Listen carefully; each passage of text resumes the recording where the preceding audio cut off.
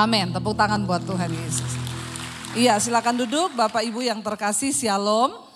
Bagaimana kabarnya? Ya, kita bersyukur ya, hari ini temanya adalah ya, yang pahit itu yang menyembuhkan, yang memulihkan kita.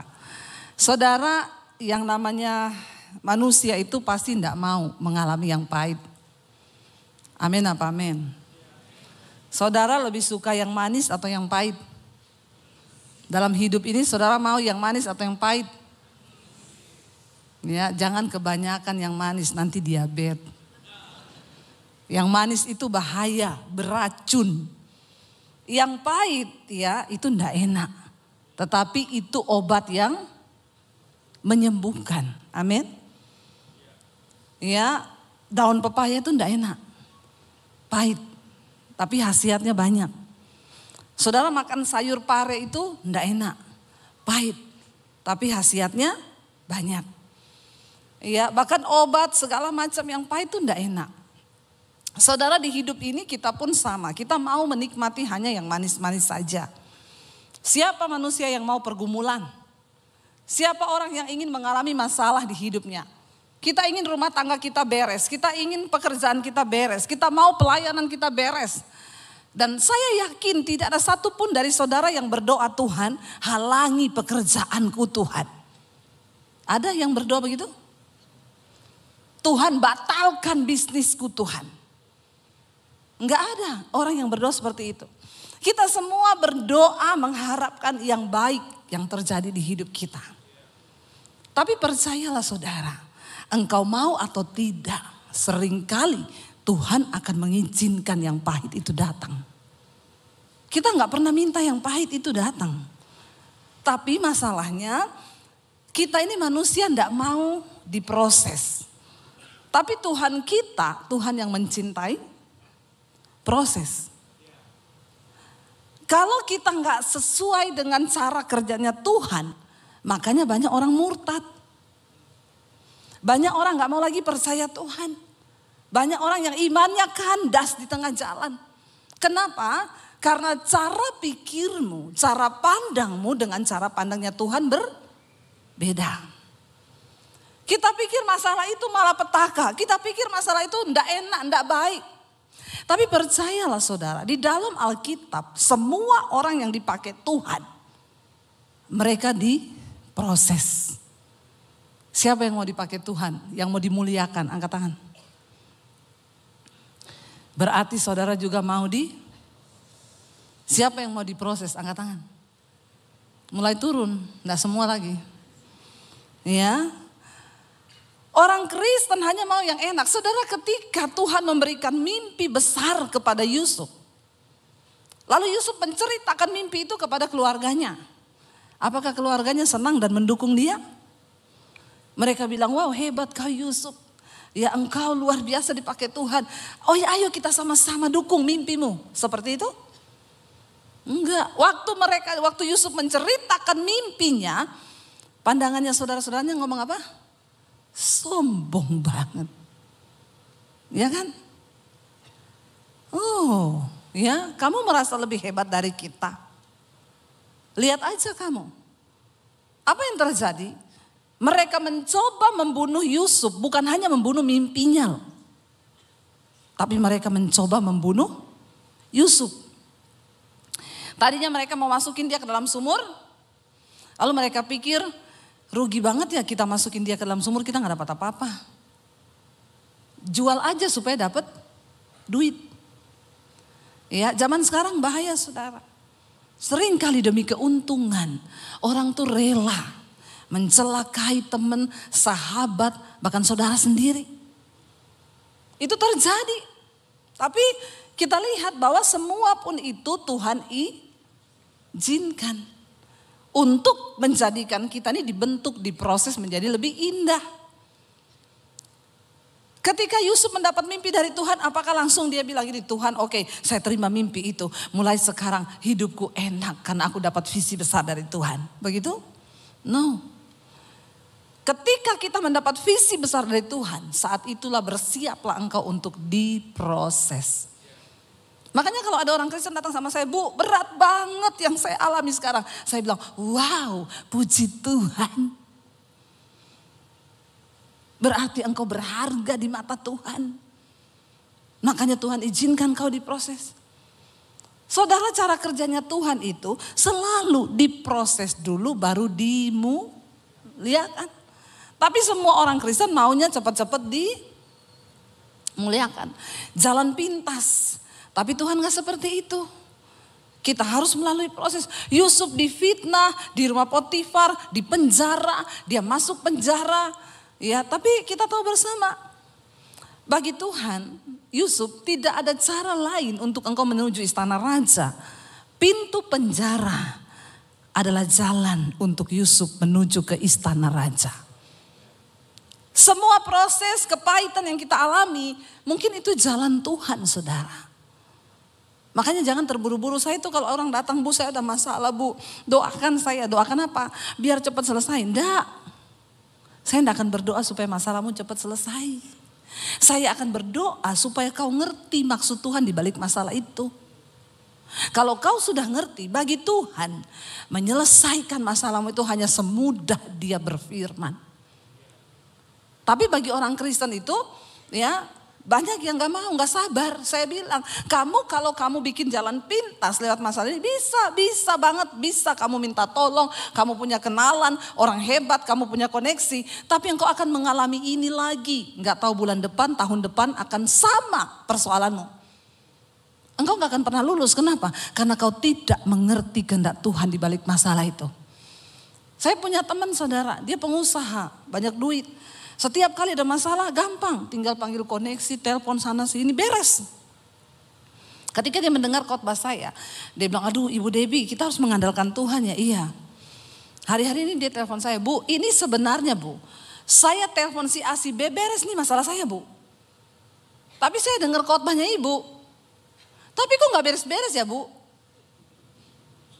Saya bilang, Bapak mau coba tolong diri sendiri? Silakan kalau Bapak mau pakai cara lama. Pak, orang itu kalau mau dimurnikan Tuhan, Pak, memang berat, Pak. Sampai kedaginganmu itu menjerit, berteriak. Dia bilang sampai anak saya, buah saya bilang begini, Bapak kok sekarang jadi begini ya Pak, jadi tolol. Saya bilang memang orang itu melakukan firman, kelihatannya tolol. Tapi disitulah engkau mulai mengandalkan Tuhan. Jangan pakai cara lama. Engkau akan mengalaminya lagi dan lagi dan lagi. Saya bilang karena itu saya melihat Bapak ini pengusaha sukses. Tapi engkau gak pernah menikmati kekayaanmu. Karena engkau selalu pakai cara manusia. Engkau gak pernah mengandalkan Tuhan. Ya, berat saudara.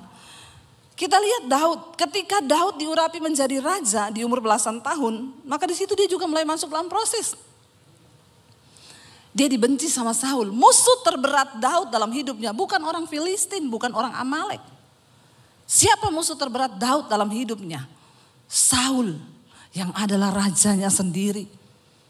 Orang yang dekat di hatinya. Orang yang dianggap diurapi Tuhan. Yang kedua, siapa musuh terbesar Daud di dalam hidupnya? Bukan orang Filistin, bukan orang Amalek. Tetapi Absalom, anaknya sendiri. Tidak mudah bagi Daud seorang yang diurapi Tuhan. Dia harus menghadapi kenyataan di mana anaknya pun memberontak terhadap dia. Enggak jaminan saudara seorang hamba Tuhan lalu anaknya juga nurut. Kita kan enggak bisa mengontrol semua orang. Ya.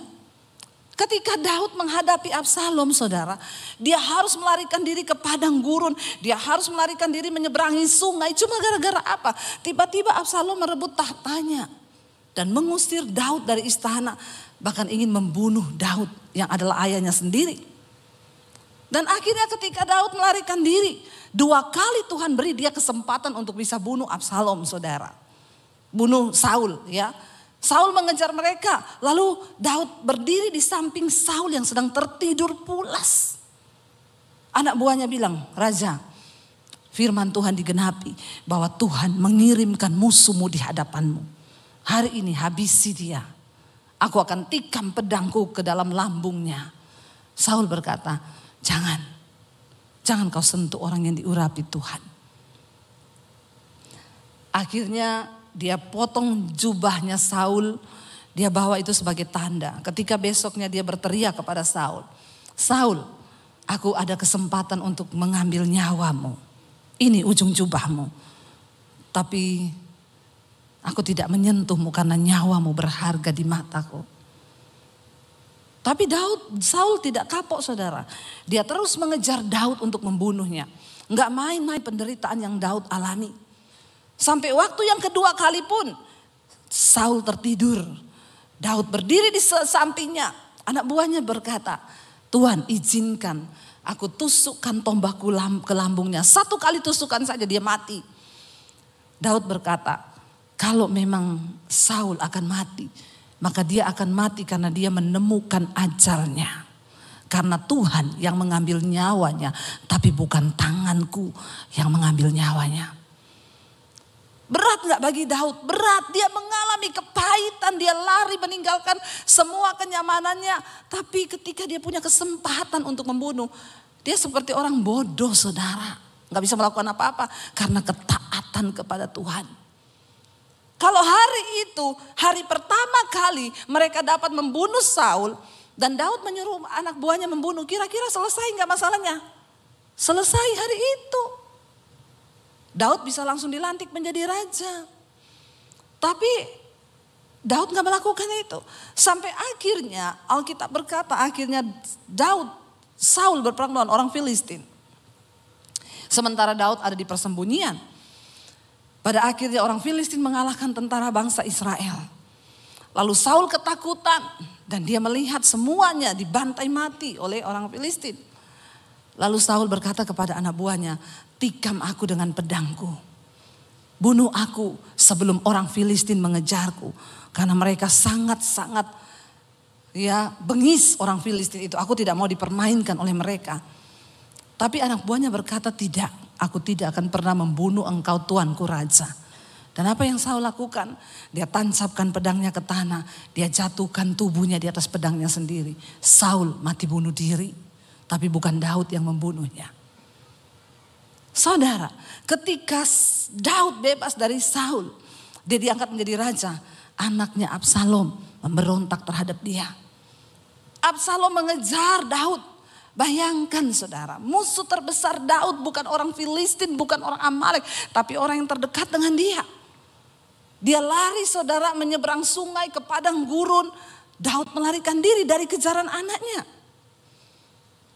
Dan ketika orang memaki-maki Daud, Daud cuma bilang, anak buahnya bilang, aku bantai orang itu ya raja. Kenapa dia memaki-maki engkau?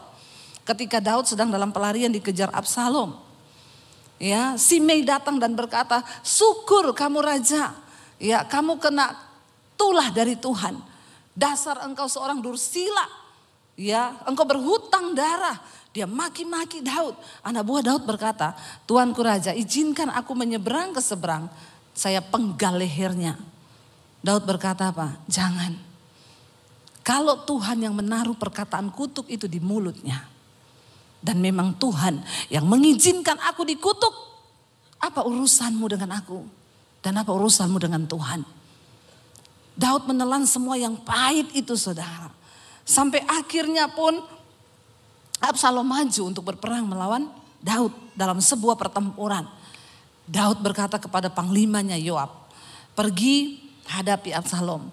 Tapi satu pesanku, kalau engkau berhasil mengalahkan Absalom, jangan engkau bunuh dia dan jangan engkau apa-apakan dia. Tapi saya percaya sebagai panglima perang, Yoab itu gondok gak? Gondok. Ini Daud ini dia apa-apain orang diem aja, dia apa-apain orang goblok aja, gak mau balas. Ini anaknya ini bikin kita masalah. Saudara pikir enak malam-malam lari menyeberang sungai di tengah padang gurun, mereka harus kelaparan dan lain sebagainya, meninggalkan kenyamanan istana cuma karena satu anak yang namanya Absalom. Tapi Daud bilang, jangan kau bunuh dia. Karena dialah anakku. Kenapa saya bilang itu penderitaan yang paling pahit bagi Daud? Karena itu musuh terbesarnya. Tapi dia tidak tega untuk membunuhnya. Dia bisa melakukannya. Tapi dia gak bisa lakukan itu. Saudara, apa yang terjadi? Akhirnya ketika mereka maju berperang. Absalom menunggangi bagalnya kudanya dengan seluruh persenjataannya. Tiba-tiba kepalanya nyangkut di pohon. Dan kudanya lari sendiri, Absalom kepalanya nyangkut di pohon. Ketika orang melaporkan kepada Yoab, panglimanya Daud, Absalom tergantung di pohon. Yoab datang membawa tombaknya, dia tikam lambungnya Absalom dan Absalom mati. Dan ketika Absalom mati, Daud berduka cita. Daud menangis, saudara. Ya, seharusnya itu menjadi sorak-sorai. Sebuah kemenangan ketika mereka pulang berperang. Orang kalau pulang perang kan bersorak-sorai kan. Tapi ketika itu mereka masuk ke Israel. Itu seperti orang yang kalah perang. Karena mereka tahu Daud berduka cita atas kemenangannya, kematian anaknya sendiri. Kemenangan berubah menjadi kesedihan. Saudara bisa bayangkan apa yang Daud alami. Saudara, pemazmur berkata begini. Mari kita buka Mazmur 73 ayat yang ke-21. Mazmur 73 ayat yang ke-21 firman Tuhan berkata begini. Kita baca bersama Mazmur 73 ya, ayat yang ke-21. Ketika hatiku merasa pahit dan buah pinggangku menusuk-nusuk rasanya. Aku dungu dan tidak mengerti seperti hewan aku di dekatmu. Waktu orang itu pahit, sakit hati, mengalami tekanan, maka itu pasti akan berimbas kepada fisiknya. Itu pasti saudara. Kalau saudara banyak masalah, ya pasti saudara mulai sakit tulang, ya itu pasti. Karena makanya Alkitab berkata hati yang gembira itu obat yang manjur. Ya 70% penyakit fisik itu datang dari jiwa, dari hati, ya. Maka dikatakan ketika hatiku merasa pahit, buah pinggangku menusuk-nusuk rasanya. Sakit pinggang itu biasanya karena sakit hati. Nggak usah angkat tangan. Yang sering sakit pinggang di sini, coba periksa hatimu. Ya, mungkin engkau ada kekecewaan di sana. Lepaskan pengampunan. Aku dungu dan tidak mengerti seperti hewan aku di dekatmu. Ketika kita mengalami sesuatu yang berat di hidup ini, kadang-kadang kita ini udah gak ngerti. Bahkan mau ngapain lagi kita udah gak tahu mau ngapain. Aku ini dungu, bodoh seperti hewan, sudah gak bisa mikir. Saudara, saya tadi baru teleponan dengan seorang ibu. Luar biasa, ibu ini mengalami kepahitan yang bukan kepahitan yang dibuat manusia. Jadi beberapa waktu yang lalu saya pelayanan di satu kota. Dia suruh saya doakan anaknya yang menikah sudah beberapa tahun tapi belum punya anak. Jadi saya panggil anak itu, saya doakan, saya tumpang tangan perutnya. Puji Tuhan, setelah saya pulang sebulan kemudian anak itu hamil. Ya, seneng. Keluarga ini seneng anaknya hamil. Ya, sebulan yang lalu dia melahirkan, saudara. Semua seneng, ya, mamanya seneng dapat cucu. Tiba-tiba ketika anaknya baru berumur 1 bulan, Kamis kemarin, anak ini meninggal. Tapi bukan bayinya, tapi mamahnya. Jadi anak dari ibu ini. Saudara bisa bayangkan, sebuah kebahagiaan tiba-tiba berubah menjadi sebuah hal yang pahit. Inilah hidup, ini hidup. Ikut Tuhan itu tidak selalu yang manis. Kita harus mempersenjatai diri kita bahwa ikut Tuhan itu bukan cuma yang enak-enak. Saya selalu berkata saudara kepada anak Tuhan, engkau ikut Tuhan bukan supaya engkau tidak mengalami masalah di hidupmu. Kenapa engkau harus dekat dengan Tuhan? Karena ketika engkau mengalami masalah, engkau akan beroleh kekuatan sebab engkau dekat dengan Tuhan. Jangan kau kecewa, banyak orang datang, Bu kenapa Tuhan, Bu kenapa Bu? Saya sudah sungguh-sungguh ikut Tuhan, saya sudah begini. Saya bilang kau itu dekat Tuhan, bukan supaya hidupmu gak ada masalah. Dunia ini tempatnya masalah. Kalau saudara gak mau hadapi masalah, silakan pergi dari dunia. Iya apa ya? Makanya kalau orang datang, Bu Debbie saya itu banyak masalah di hidup saya, kenapa gak pernah selesai? Ibu sudah capek hidup? Ngomong Bu, nanti saya doakan. Karena hanya di dunia orang mati tidak ada masalah. Selama kita hidup pasti ada masalah. Tapi jangan cari-cari masalah buat lo. Jangan cari masalah. Karena hidup ini kita lurus-lurus aja banyak masalah. Kemalangan orang benar itu banyak. Orang benar loh, kemalangannya banyak saudara. Makanya jangan suka menghakimi juga kalau ada orang dalam masalah itu ada dosa itu pasti ada gini. Enggak, sering kali Tuhan izinkan yang pahit. Saya ingat dulu kami satu keluarga tabrakan saudara. Mau pelayanan ke Anyer, di mobil kita nyanyi lagu rohani loh. Ku diberi kuasa dari Raja Mulia. Suami saya nyetir, anak saya 3 di belakang, saya di depan. Saya pakai suara 1, suami suara 2, bagi suara kita di mobil. Kurang apa? Mau pergi kita berdoa loh, Tuhan sertai perjalanan kami. Segala roh maut kecelakaan kami patahkan, hancurkan dalam nama Yesus. Pas kita mau exit tol di Cilegon itu udah mau keluar. Suami saya bangunin saya, siapin uang tol, waktu itu belum pakai kartu. Saya lagi ambil di tas begini, saya tidur. Anak-anak semua tidur di belakang. Saya lagi ambil duit begini, tiba-tiba saya dengar suami saya bilang, Tuhan Yesus tolong. Saya ini baru mau tanya, maksudnya Tuhan Yesus tolong kenapa? Tiba-tiba saudara, saya merasakan benturan yang keras sekali di mobil kami. Mobil kami terlempar, terbalik ke sebelah. Dan itu makanya makanya kenapa kita ini harus selalu hidup kudus saudara. Kematian itu hanya berjarak 1 detik dari hidup kita. Ngeri, kita tuh kalau mati begitu saudara, kita ini udah gak sempat bertobat. Waktu mobil ternyata ada bus dari belakang kami, busnya namanya laju prima, lajunya bener-bener prima. Kami ini mobil posisi berhenti di jalan tol. Memang jalan tolnya itu menurun dan berbelok begini. Posisi mobil kami itu berhenti mau bayar tol. Dia tanpa rem melaju dari atas dengan kecepatan yang sangat tinggi. Gak sempat ngerem. Jadi suami saya itu banting setir ke kanan. Di depan kami masih ada 3 mobil. Dia hantam mobil kami pas di pojokannya. Mobil kami terlempar terbalik ke sebelah. Lalu dia menghantam lagi 2 mobil. Tapi yang paling keras itu di mobil kami karena mobil kami yang kena pertama. Saudara, waktu mobil itu terlempar terbalik-balik begitu, saya itu udah gak sadar. Itu kita kalau bikin dosa, lalu mengalami kayak begitu, saudara gak akan sempat ngomong Tuhan ampuni saya selingkuh, Tuhan ampuni saya kepahitan, Tuhan ampuni Tuhan. Gak akan sempet. Saudara, dalam kecepatan sekian detik saya hilang, udah hilang, gak ingat apa-apa. Cuma syok, kaget, apa ini udah gak sempet berpikir, tiba-tiba saya buka mata, mobil sudah terbalik, saya kepala di bawah. Airbagnya keluar, asap semua, saya panik saudara. Anak saya semua bangun, Mam kenapa ini Mam? Kiamat Mam, kiamat. Dia pikir kiamat, meteor jatuh. Saudara, bener. Ya saudara bisa tertawa dengan kisah saya, tapi cukup saya yang mengalami saja. Saya bilang sama Tuhan jangan gini juga keles.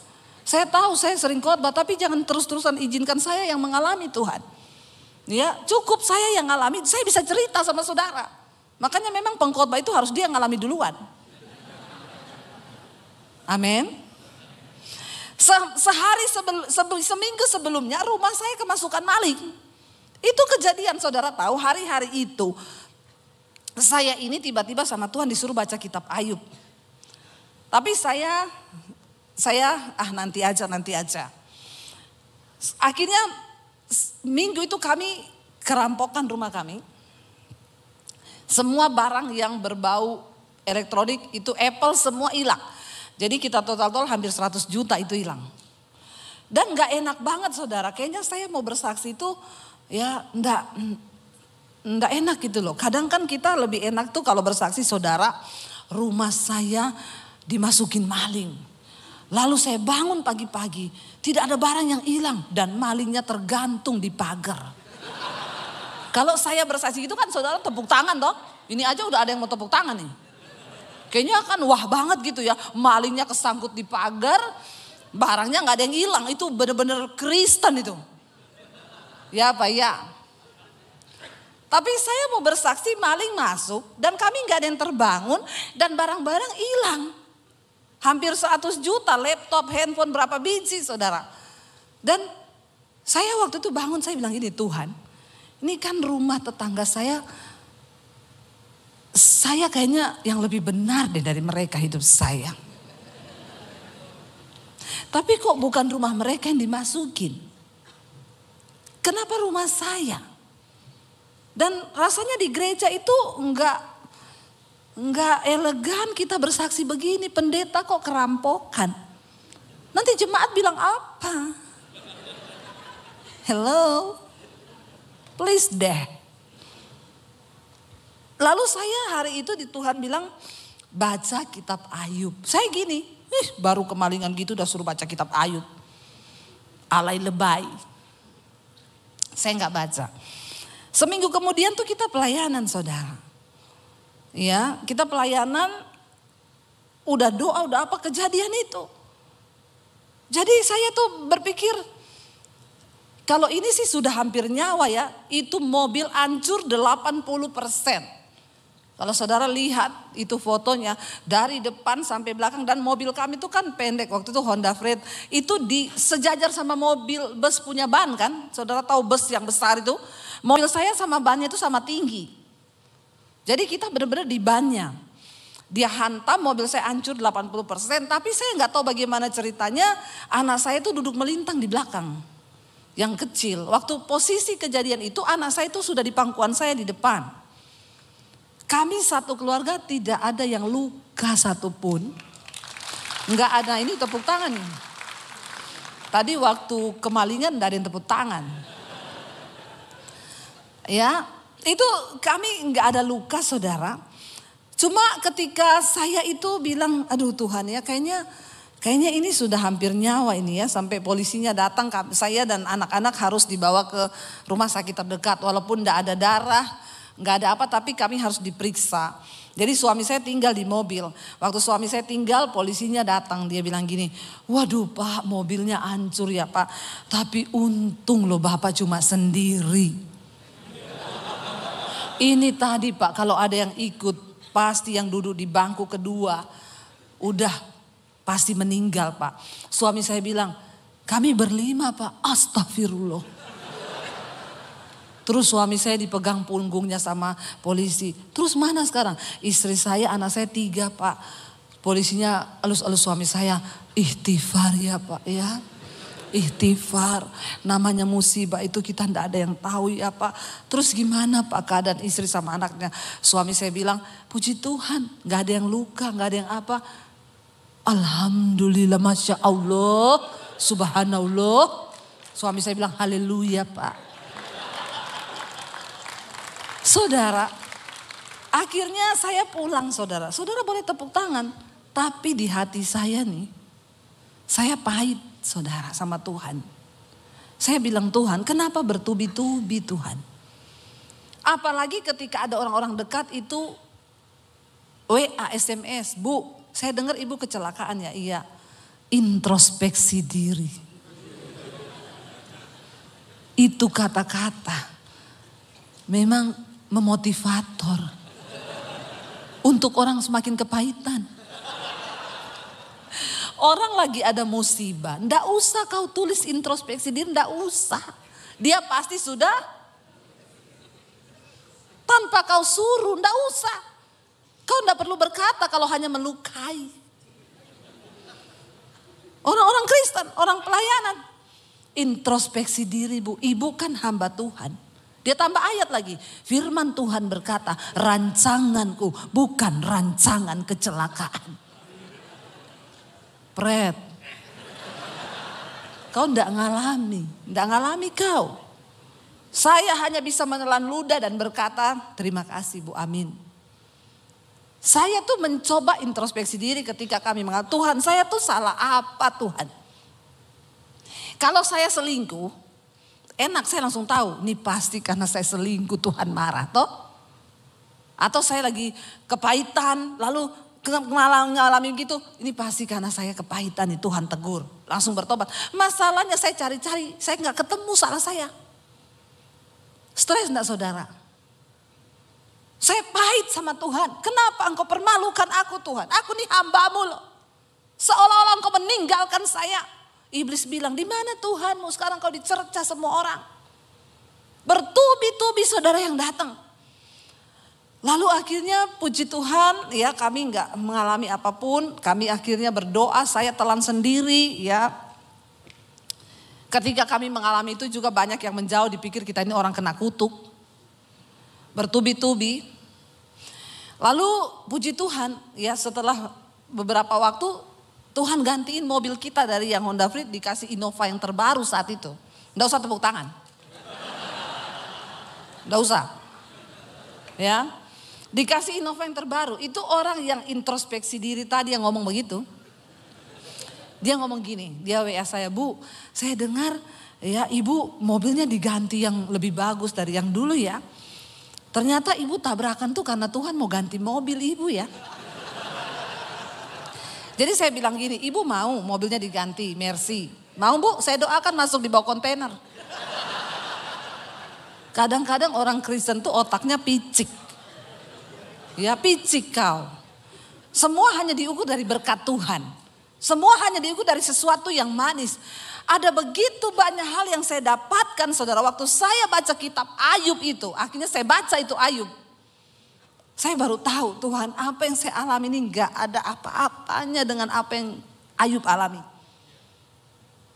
Saya nangis waktu itu sama Tuhan. Dan saya harus merasakan itu semua. Saudara tadi pemazmur itu berkata, dia bilang begini, aku ini dungu seperti hewan aku di dekatmu. Tetapi ayat 23 berkata, kita baca bersama apa ayat 23 bilang. Tetapi aku tetap di dekatmu, engkau memegang tangan kananku. Ayat 24 berkata, dan nasihatmu, engkau menuntun aku dengan nasihatmu, engkau menuntun aku. Dan kemudian engkau mengangkat aku ke dalam kemuliaan. Walaupun pahit hari ini engkau alami, pastikan engkau tetap berada dekat dengan Tuhan. Sekalipun kau gak ngerti, aku dungu Tuhan, aku gak ngerti. Saya tadi teleponan dengan ibu yang anaknya itu meninggal. Dia nangis, saya bilang, Ibu saya turut bersimpati. Tapi Bu jangan pernah berkata Tuhan tidak baik. Dia bilang, iya Bu Debbie, saya gak menyadari, saya gak nyangka terjadi seperti ini. Ibu Tuhan baik. Iya Bu, Tuhan baik Bu. Saya banyak introspeksi diri saya Bu. Saya harus lagi lebih mendekat kepada Tuhan. Banyak hal yang saya bertobat dalam hidup ini. Wow. Puji Tuhan. Itu yang membuat hati saya senang karena dia gak jauh. Tidak lari menjauh. Saudara mari kita lihat bersama. Kita cepat saja Yesaya 38. Ketika Hizkia divonis mati sama Tuhan, dia sakit. Dia berkata begini saudara, Yesaya 38 ayat 15. Apakah yang akan kukatakan dan kuucapkan kepada Tuhan? Bukankah dia yang telah melakukannya? Aku sama sekali tidak dapat tidur karena pahit pedihnya perasaanku. Orang itu kalau pahit pedih memang susah tidur saudara.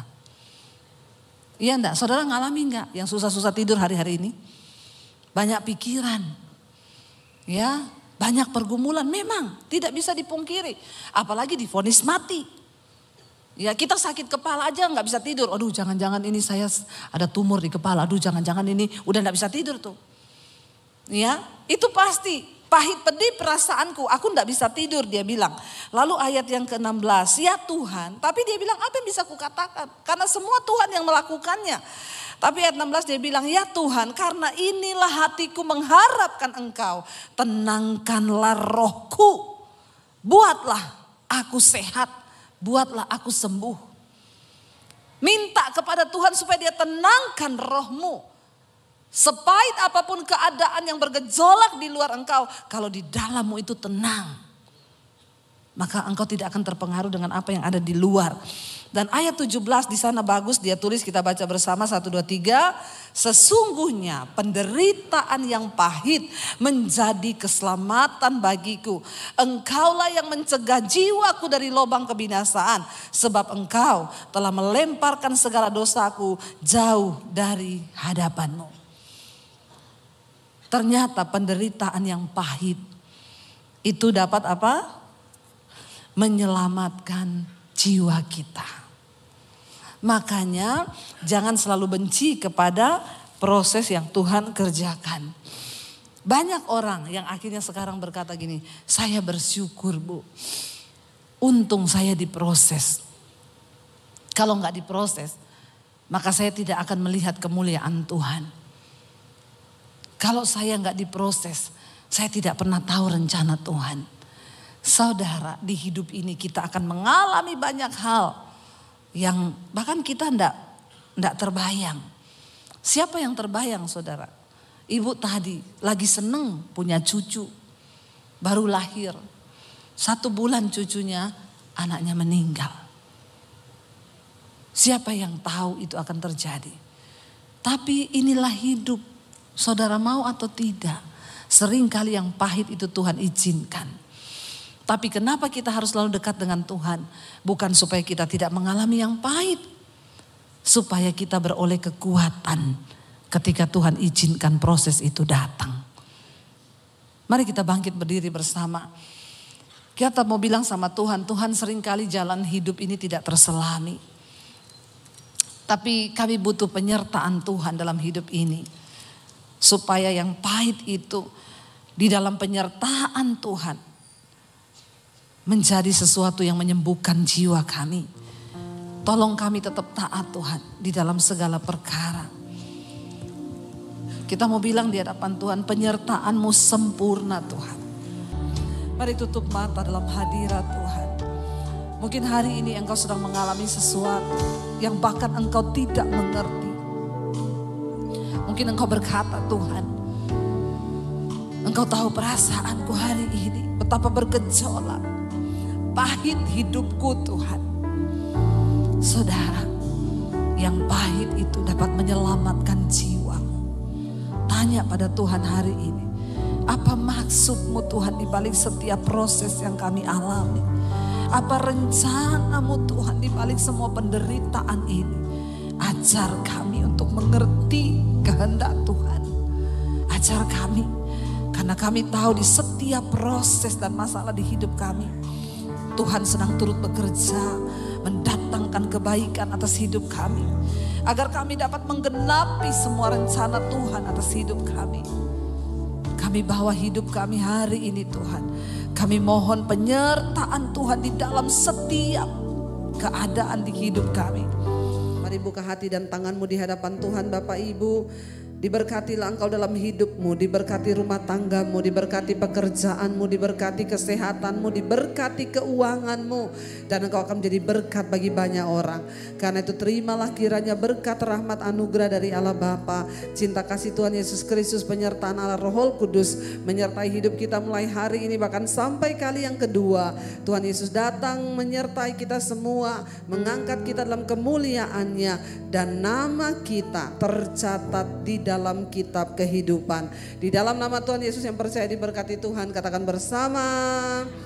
Amin, amin, amin. Tuhan Yesus memberkati.